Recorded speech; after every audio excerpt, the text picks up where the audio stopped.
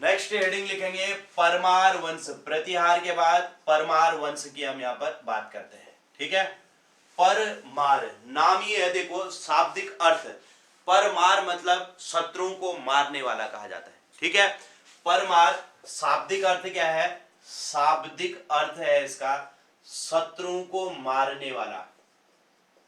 शाब्दिक अर्थ क्या है? शत्रुओं को मारने वाला। परमार मतलब शत्रुओं को मारने वाला। ठीक, तो ये तो इसका शाब्दिक अर्थ हो गया। अब बात आती है इनकी राजधानी कहां थी। पहले इनकी राजधानी उज्जैन थी। राजधानी कहां थी? उज्जैन। उज्जैन इनकी राजधानी होती थी। बाद में इनकी राजधानी बनी धार नगरी। धार नगरी इनकी बाद में प्रसिद्ध राजधानी बनी। पहले उज्जैन हुआ करती थी और बाद में धार नगरी। अब इस वंश के शासक देखो, एक मैं केवल दो शासकों के नाम लिखा रहा हूं बस, उपेंद्र और राजा भोज के बारे में लिखा रहा हूं। ठीक है, उपेंद्र और राजा भोज के बारे में हम समझते हैं, बाकी उनकी जरूरत नहीं है। उपेंद्र के बाद श्री हर्ष बने थे, फिर मंजू बने थे, फिर राजा भोज थे, तो हमें उन सबको पढ़ने की जरूरत नहीं है। उपेंद्र क्या था? यह परमार वंश का संस्थापक था। परमार वंश का संस्थापक कौन था? तो उपेंद्र। इंपॉर्टेंट होते हैं, संस्थापकों को याद रखेंगे। उपेंद्र परमार वंश का क्या था? संस्थापक था। ठीक है, अब बात आती है यहां पर राजा भोज के बारे में। राजा भोज परमार वंश के सबसे शक्तिशाली शासक थे।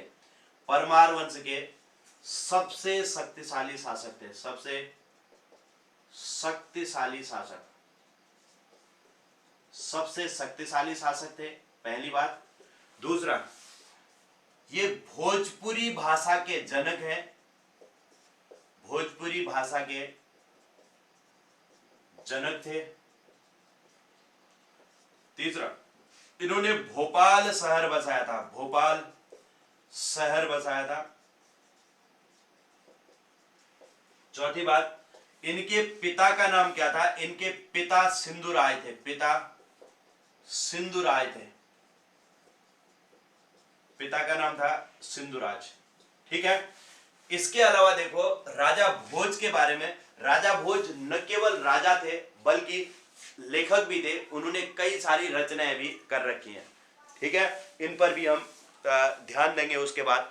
अब देखो इन्होंने राजधानी, देखो हमने कहा पहले राजधानी इनकी कहां थी? उज्जैन। इन्होंने राजधानी बनाई थी धार नगरी। राजधानी किसने धार नगरी बनाई पूछा जाता है, तो राजा भोज ने अपनी राजधानी कहां बनाई? धार नगरी। अब आपने सुना होगा कहां राजा भोज कहां गंगू तेली, ये शब्द, ये आपने ये कहावत सुनी होगी। तो इन्होंने कलचुरी शासक, इन्होंने कलचुरी शासक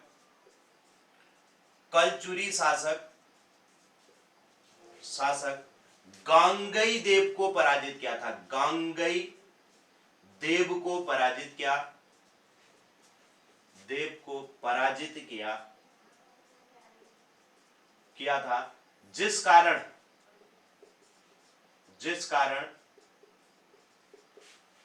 कहां राजा भोज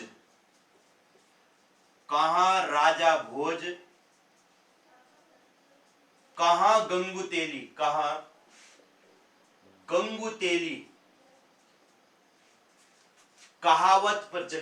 कहावत प्रचलित हुई। ठीक है, तो इस बात को भी ध्यान रखना, कहां राजा भोज कहां गंगू तेली की जो कहावत है ये इसीलिए प्रचलित हुई क्योंकि इन्होंने कलचुरी शासक गांगई देव को पराजित कर दिया था। ठीक, अब इनके समय पर, इनके समकालीन अगर हम बात करेंगे तो गुजरात का शासक भीम फर्स्ट था। इनके समय देखो गुजरात का शासक भीम फर्स्ट था, और उस समय गजनवी के आक्रमण के कारण, देखो गजनवी, मोहम्मद गजनवी के आक्रमण के कारण भीम फर्स्ट अपनी राजधानी अनहिलवाड़ा, उनकी राजधानी कहां थी? जब हम चालुक्य पढ़ेंगे, सोलंकी जिनको कह रहे हैं, सोलंकी की राजधानी थी अनहिलवाड़ा। अनहिलवाड़ा को छोड़कर भाग गया था, छोड़कर भाग गया था, जिस कारण इन्होंने, ठीक है, और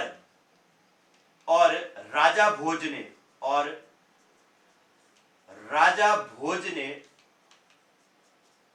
ने अनहिलवाड़ा को लूट लिया था, अनहिलवाड़ा को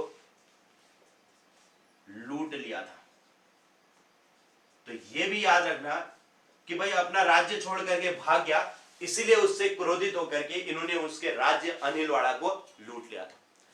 ठीक है, तो इस बात को भी ध्यान रखेंगे कि राजा भोज ने भीम की अनुपस्थिति में, भीम जब अपने राज्य को छोड़ के भाग गया था तो उसकी राजधानी अनहिलवाड़ा को लूट लिया था।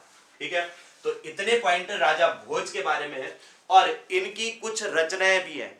इनकी रचनाओं में एक इंपॉर्टेंट आती है सरस्वती कंठाभरण, ठीक है, युक्ति कल्प तरु। इनकी रचनाएं लिख दे रहा हूं, रचनाएं, राजा भोज की रचनाएं लिख दे रहा हूं,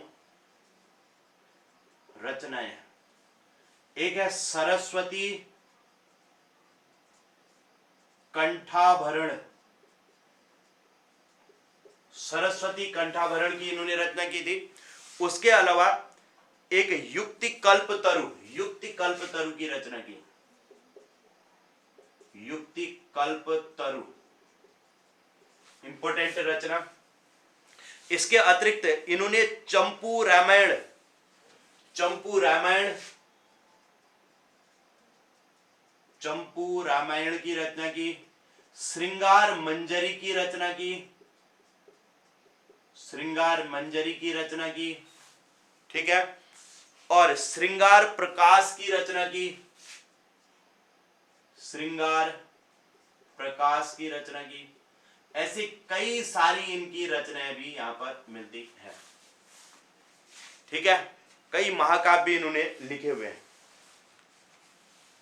चलिए इसको आप लोग बना लो जल्दी से। अंतिम शासक आप लिख लेना, यहां पर लिख लेना, अंतिम शासक